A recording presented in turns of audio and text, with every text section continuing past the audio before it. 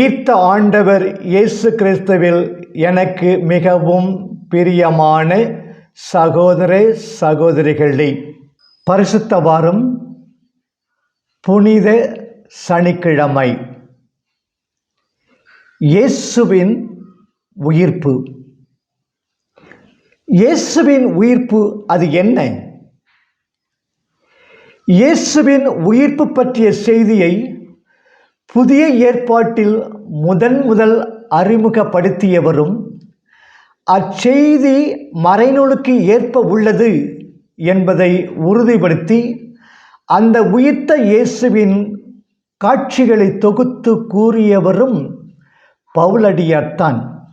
1 கொரிந்தியர் 15:5-7.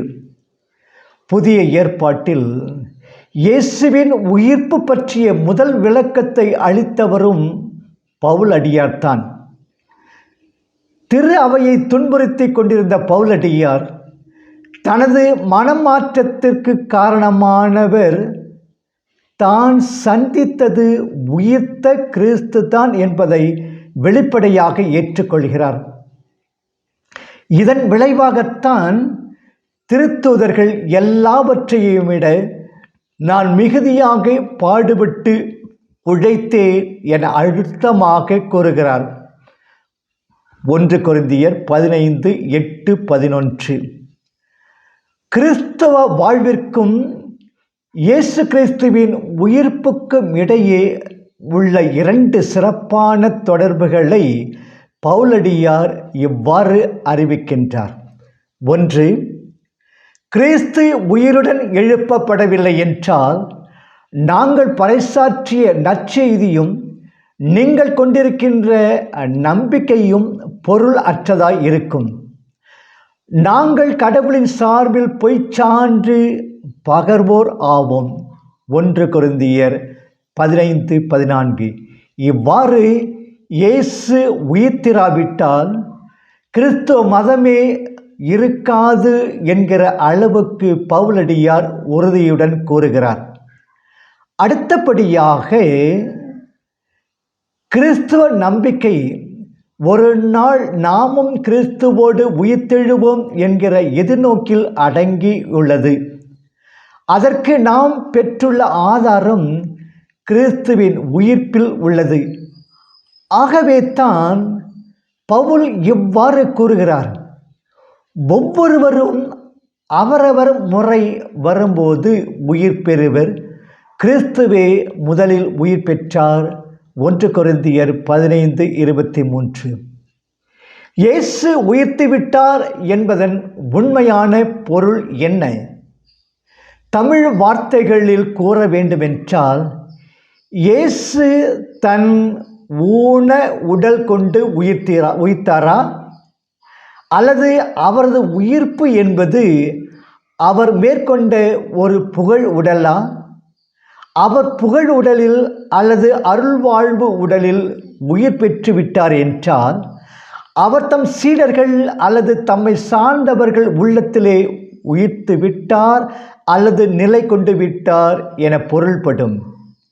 உதாரணமாக, சிலுவையில் உயிர் நீத்த இயேசுவை நூற்றுவ தலைவன் கடவுள் மகனாக ஏற்றது இயேசு அவருடைய உள்ளத்தில் நீங்கா இடம் பெற்றுவிட்டார் என்று பொருள்படும். இது ஓர் புகழ் உடல் அல்லது அருள்வாழ்வு அளவில் இயேசு உயிர்த்தது ஆகும். ஆனால் இயேசு தம் உடலோடு உயிர்த்துவிட்டார் அல்லது அவருடைய உயிர்ப்பு ஊன உடலை சார்ந்ததே என்பதைத்தான் புதிய ஏற்பாடு கூறும் கற்பிதம். கல்லறையில் இயேசு அடக்கம் செய்யப்பட்டதை பற்றிய விரிவான செய்தியை நற்செய்தியாளர்கள் தந்துள்ளனர். ஆனால் இயேசு இறந்த 3ஆம் நாள் அவர் அடக்கம் செய்யப்பட்டிருந்த கல்லறையில் அவர் இல்லை. கல்லறை காலியாக கிடந்தது என்கிற செய்தியை 4 நற்செய்தி நூல்களும் அழுத்தமாக தருகின்றன.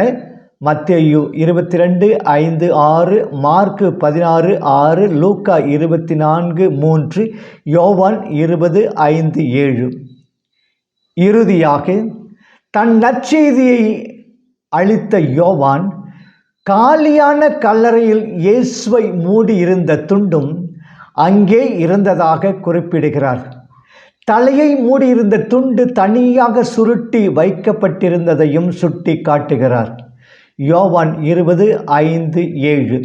அதாவது உயிர்த்தெழுந்து வெளியே சென்று விட்டார் என்றும் அவரது உயிர்த்த உடல் இனி பழைய துணிகள் அவருக்கு தேவையில்லாத அளவுக்கு புதுமை பெற்றுவிட்டது என்கிற கருத்தில் நாம் இதை புரிந்து கொள்ள வேண்டும்.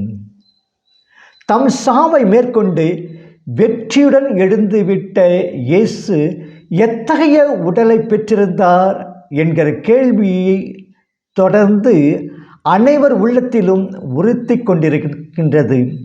இக்கேள்வி கிறிஸ்தவர் தொடங்கிய முதல் நூற்றாண்டிலேயே மக்கள் மனதில் தோன்றியிருக்க வேண்டும். இந்த கேள்விக்கு விடை தர முயன்றிருப்பவர் பவுலடியார்தான். அவர் தரும் விடை முதலில் வேளாண்மையை சார்ந்தது. அதாவது நிலத்தில் ஊன்றப்படும் ஒவ்வொரு விதையும் மடிந்து மீண்டும் வேறு ஒரு புது உருப்பெற்று முளைக்கிறது. இவ்வாறு ஊன்றப்படும் விதைக்கும் விளையும் பயிருக்கும் நேரடி தொடர்பு இருந்தாலும் இரண்டும் வித்தியாசமான தோற்றம் கொண்டுள்ளன. தம் சாவை மேற்கொண்டு உயிருடன் எழுந்த இயேசு ஒரு வெற்றி உடல் கொண்டவராக இருந்தார். இதே நிலைத்தான் கிறிஸ்துவில் நம்பிக்கை கொண்டு இருக்கும் மக்களும் உயிர்த்தெழும்போது விண்ணை சார்ந்தவர்களாகும் விண்ணை சார்ந்த சாயலும் கொண்டிருப்பார்கள். 1 கொரிந்தியர் 15:35, 38, 48, 49. இயேசுவின் பெயரால் வாழ்ந்து பிறகு இறந்து மீண்டும் உயிர்த்தெழுபவர்களின் உடல் அழியா தன்மை கொண்டு மாண்புக்குரியதாகவும் வல்லமை கொண்டதாகவும் ஆவிக்குரியதாகவும் விளங்கும். 1 கொரிந்தியர் 15:42, 49.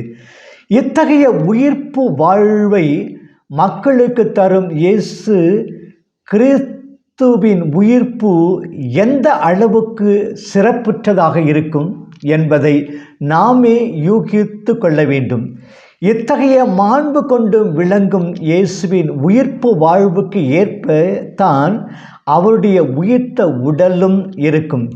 சுருங்க கூறின் உயிர்த்த இயேசுவின் உடல் மாண்பு பெற்ற அவருடைய ஊன் உடலே என்று நாம் கருதினாலும் அது போற்றுதற்குரிய ஒரு புகழ் உடலே என்று நாம் ஏற்றுக்கொண்டாலும் உயிர்த்த இயேசு வல்லமையுடன் தொடர்ந்து வாழ்ந்து கொண்டிருக்கிறார் என்ற மாபெரும் உண்மையை நாம் ஏற்க வேண்டும். கிறிஸ்து உயிர்த்தெழாவிட்டால் நமது நம்பிக்கை வீணற்றதாக இருக்கும். ஆண்டவர் இயேசு, உயிர்த்த ஆண்டவர் இயேசு நம்மை நிறைவாக ஆசீர்வதிப்பாராக. ஆமென்.